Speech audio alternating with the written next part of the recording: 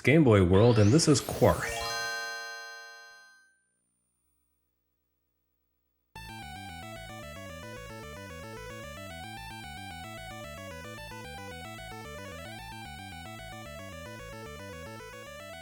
Have you ever created something that, once you finished, you realized sounded a lot better on paper than it actually turned out to be?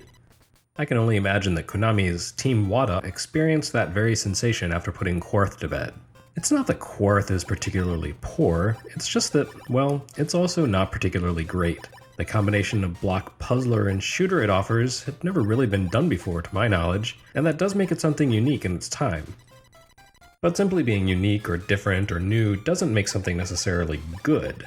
And while Quarth presents a pretty surprising concept for a game of its vintage, it never quite crosses the threshold between novel amusement and excellence. I can definitely envision some conception of the genesis of this game. Tetris had become an arcade and PC phenomenon, and its arrival on consoles loomed large on the horizon in 1989. Konami looked at Tetris's falling block design and wondered, how can we get in on that action? Well, playing to our strengths. We make awesome shooters, so maybe a vertical shooter where the enemies are Tetris blocks? Heck, that's downright clever. A smart solution to the basic existential problem of the video games industry. How do we rip off someone else's success while making it our own?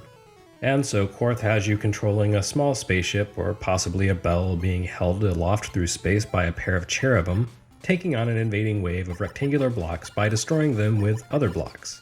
Your ship, or bell, or Mario Pipe avatar, or whatever you use, doesn't fire bullets, but rather small 1x1 square blocks, which pile up as they come into contact with the descending brick arrangements. Once you've managed to turn an invading formation into a perfect rectangle with blocks arranged to create two sets of two equal sides, it winks out of existence, hence the obvious Tetris connection. There is some small degree of nuance to Quarth's mechanics. You don't have to create a solid square in order to wipe out an enemy formation. If you can somehow manage to line bricks up as a square frame, possibly by joining two other formations, that hollow square will vanish. And the game rewards you for taking risks, too. If you pile up your block shots inefficiently and create a massive rectangle, or pull off a complex combo, you'll receive a helpful power-up. The power-ups don't give you typical shooter skills. The most conventional one is a rapid-fire ability that lets you fire blocks more quickly, but most of them work more along the lines of allowing you to freeze time or temporarily prevent the blocks from advancing. Quarth's shooter element comes into play with the fail state. You're trying to avoid allowing blocks from reaching the bottom of the screen rather than the top, so it's more like Space Invaders. You can pull the blocks down faster if you like, but as soon as a single block reaches the kill line directly in front of your ship, that's the game. There's a strange backstory here that contrives to explain all of this, but it's a dumb mess and doesn't really have any actual bearing on the action. You just putter back and forth at the bottom of the screen and fire blocks to erase other blocks. See, what Quarth ultimately lacks is a truly compelling hook. The advancing blocks don't do anything besides crawl forward, which makes the game really boring until the point at which it suddenly becomes really hard. There's a small sweet spot about 2/3 of the way into the game's 9 stages where it feels just right. Things move quickly enough to keep you on your toes, but not so fast as to be totally overwhelming. The rest of the time, though, it's either tedious or nerve-jarring. As with many Game Boy games, the real appeal of Quarth comes in the form of the multiplayer mode. Quarth on Game Boy lacks the cooperative mode of the arcade original, but the competitive two-person play helped pioneer standard competitive falling block design. Of course, this requires two people to own an otherwise unremarkable game. Thankfully, Quarth showed up on 3DS Virtual Console a few years ago, so match play is a pretty modest investment of $6 compared to the $40 or $60 it cost when it first launched.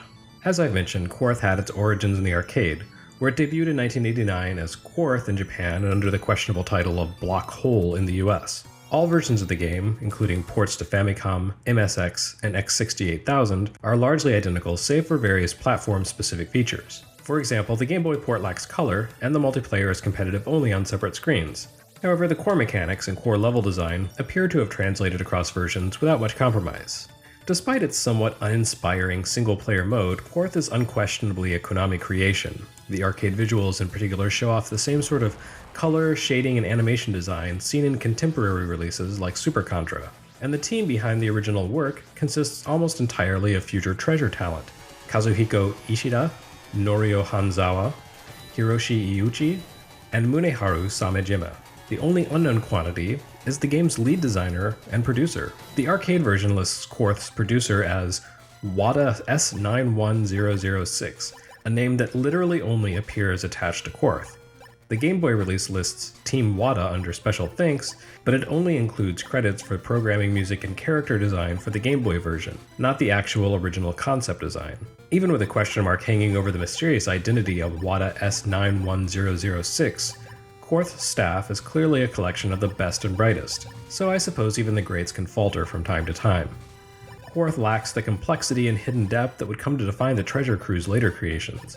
With this game, what you see is what you get. Still, even if it's not terribly exciting to play today, Quarth remains interesting if only for the fact that it represented an early attempt to hybridize Tetris with another genre. So it's fair to say it probably helped inspire a number of notable successors, such as ADK's Twinkle Star Sprites for Neo Geo. Of all the contemporary arcade releases for Konami to convert to Game Boy in 1990, Quarth makes sense. Game Boy was quickly becoming the go-to platform for puzzle games, but it's a shame the original material wasn't a bit stronger.